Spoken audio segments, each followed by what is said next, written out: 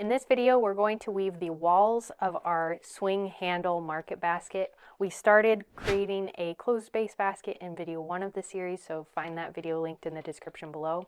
Hi, my name is Brittany. Welcome to Basket Weaving with Textile Indie. On this channel, I share basket weaving tutorials and inspiration in a variety of different materials, mainly rattan reed, which is what we're weaving with today. This is a market basket. Today we're going to be weaving the walls, diving into some plain weave. Feel free to use this as a canvas for creativity and play around with different weaving techniques. We'll talk a little bit more about that here in a bit. If you haven't seen video 1, check that out, get your base going, and then let's start weaving the walls. The first row I like to do on this basket is 1/2 inch wide flat reed. That gives us enough height that we start to pull the stakes upright and see the walls start to form. You can honestly start the walls of a basket with any size of reed. You can start with 1/4 inch, flat oval, or flat reed, or anything smaller if you want. It's just going to take a little bit longer to start to see the stakes pull upright. So if you're first starting out in basket weaving, I would suggest going with something thicker, like a 1/2 inch wide. It's just a little bit thinner or narrower than the stakes we're working with, but it will give you that height to work with to start to see that upright pull and see how the structure of the basket is going to go. The first row in our basket pattern is 1/2 inch wide flat. So go ahead and pull a piece of that out and get it damp. We're going to work in plain weave for this first row, and I like to start this over here on this long side.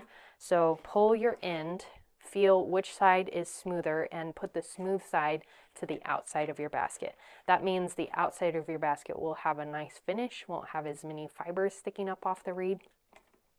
Grab one of your clamps. To start this basket, I'm going to start on the second stake in. I'm going to clamp this row on the outside, so on top.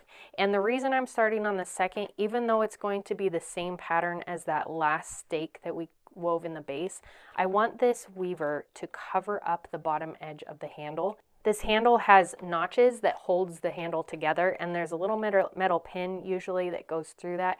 I like to cover that up for this basket. It's just a design choice that I incorporated into this pattern. It's up to you if you really want to do that or weave opposite of that last stake in the base, but just for visual purposes, I like to do this, and weaving the same pattern as that last stake isn't a major problem. So start on the second stake in, weave over under so that you end up over that handle.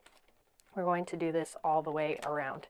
When you get to the corner, create a corner crease and then weave the other end. I'm going to set my base flat to do that.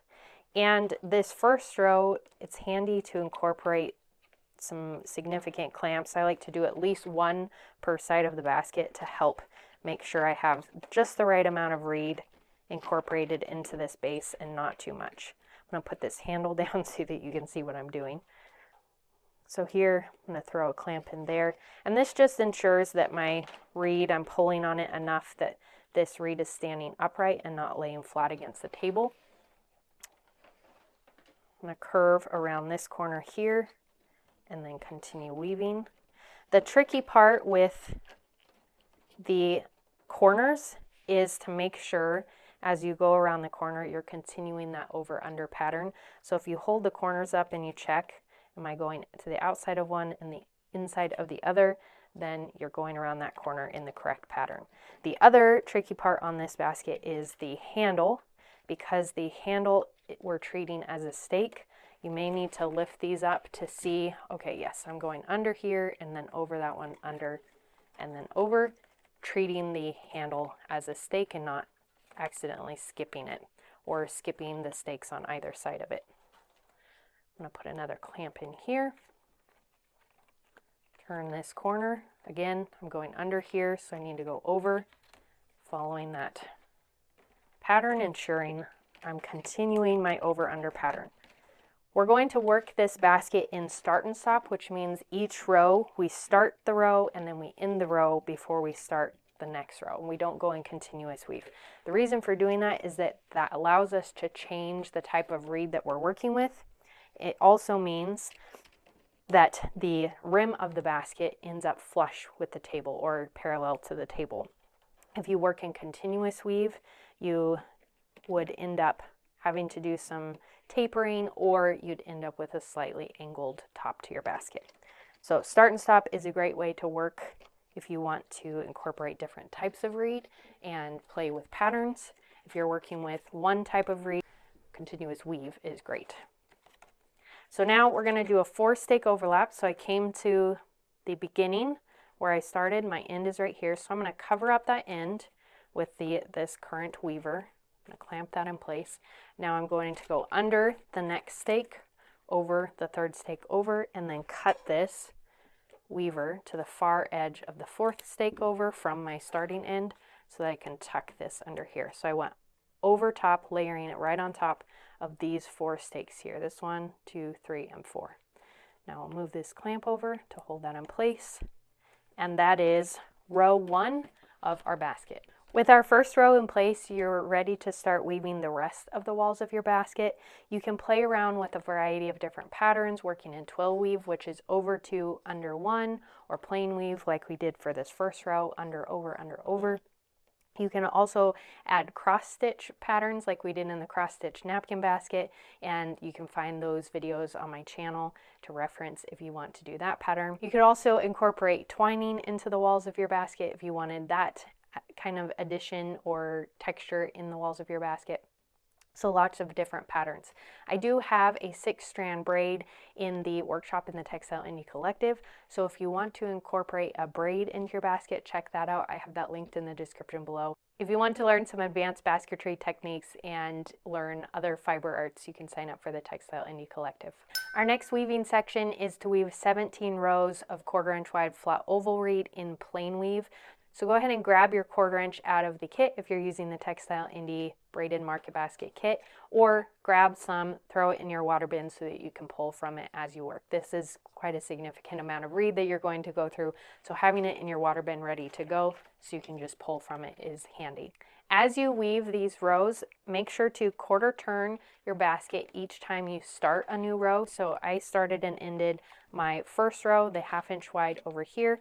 I'm going to start and end my first row of 1/4 inch wide on this side. And then I'm going to work clockwise around the basket. So I'll rotate it clockwise and work one side around the basket at a time. If you are splicing, using up those scraps, just try to gauge where your overlaps are so that you don't have 2 rows of overlaps stacked right on top of each other. It's fine if it happens, but if you can manage to work around the basket and place the splicings in different locations, it will balance out the basket so that you don't have as much weight to one side, which kind of throws off the balance of your basket. So for a second row on a basket, you're going to find where that first row was under. You'll clamp this on top. So for me, that's the 4th stake in.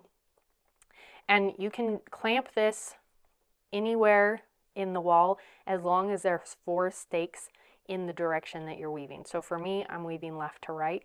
So as long as there's 4 stakes to the right of where I start, then I can do my splicing on a wall rather than on a corner. So I don't want that 4 stake overlap to wrap around a corner, or it makes the corners bulky and it doesn't look as good.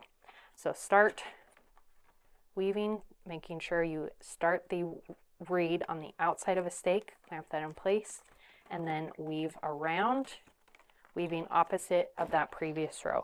Sometimes these corner stakes, because they don't really have anything holding them down, will pull up like this. Go ahead and press that down and then weave around your corners, creating a little crease if you want kind of a crisp corner, or rounding it if you want more of a rounded edge. So I created a little crease there. I'm going to pack this down and continue weaving around. For this row, because again, we're treating the handle as if it were a stake, you're going to go behind the handle here. So behind and then over the next stake. And I am taking the clamps out and then replacing them to hold this new weaver in. Here, I'm going to set this down on the table.